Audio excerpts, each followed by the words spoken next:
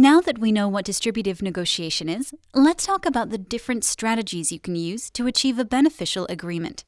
We've already discussed BATNAs, reservation points, and targets, and now it's time to revisit them in light of the new knowledge we've accumulated. When you're entering negotiations thinking it's a win-lose situation, you must do everything in your power to maximize your chances to be the winning side. The pie is on the table, and you want the bigger slice. One of the easiest ways to tip the scales in your favor is to revisit your BATNA, reassess, and improve it.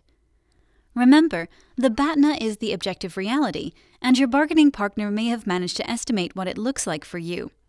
Having a strong alternative to the negotiated agreement will reduce the power they have over setting the anchor or determining the bargaining range.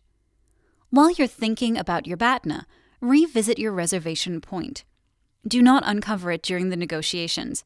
Regardless of how friendly the conversation may be, letting your opponent know what your bottom line is invites them to offer you that price, which effectively takes away any surplus you may have otherwise secured. There are only two circumstances under which you can openly declare your reservation point. One is when the clock is running out and you're nearing the deadline for an outcome. In this situation, walking out with a deal, even at your reservation point, is still better than resorting to your BATNA.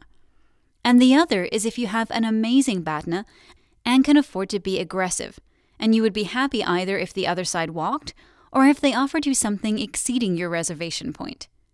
Okay, now a word of caution. When you choose to reveal either your bottom line or your BATNA, keep in mind this needs to be truthful information and not a lie. Lies are A, unethical, and B, very good at catching up with you, especially in the digital age where your presence is constantly updated and reviewed. Strategy tip number 4 has to do with your opponent's BATNA, and we cannot stress this enough. Try and learn it. This will minimize their leverage and increase yours. How about that?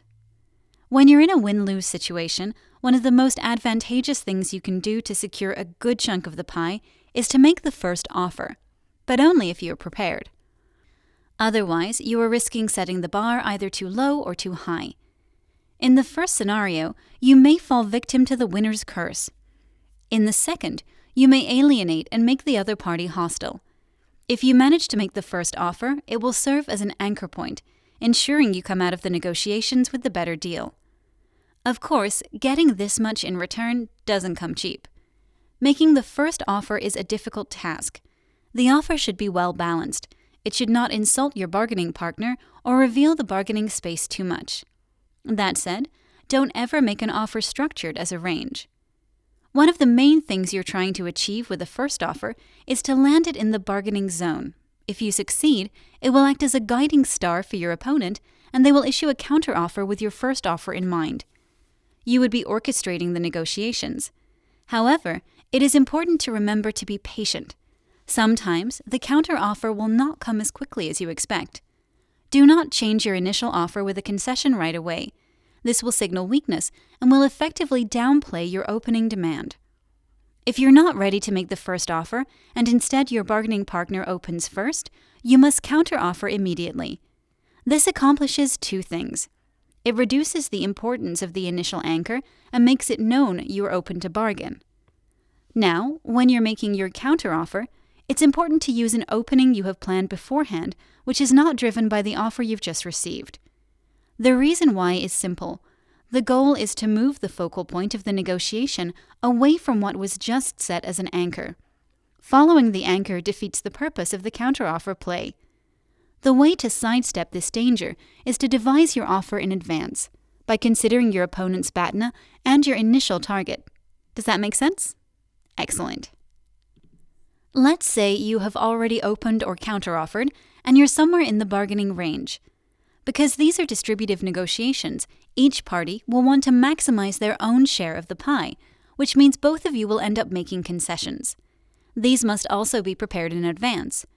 Any reductions you make must be followed by concessions on the other end as well. The negotiation game is best played in a back-and-forth manner. Cool. Now, there are several things to know about concessions. Making increasingly larger concessions than your bargaining partner is ill-advised. You'll end up losing more than you will gain. The best approach to conceding is called the grid model, or gradual reduction in tension. According to its framework, the optimal strategy is to begin negotiating with a hard stance, then make several small concessions and finish up with some larger ones. Finally, be careful not to be tricked by the even split ploy. If the other party suggests an even split, they will likely get more out of the deal than you. How? Well, as no two parties are perfectly matched for resources, concessions have different reference points depending on who's making them. If donating $200,000 to a nonprofit is okay for a tech corporation, it may not be as okay for a medium-sized company.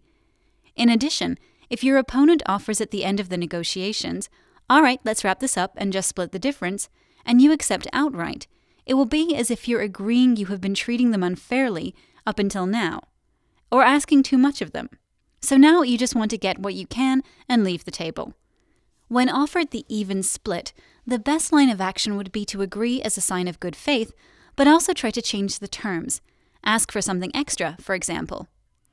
In fact, to be most effective in this situation, try to imagine what you could ask for even before entering the negotiations.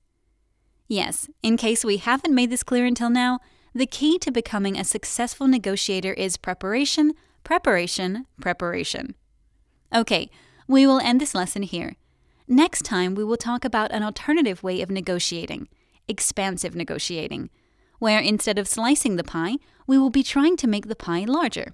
Excited? Let's go!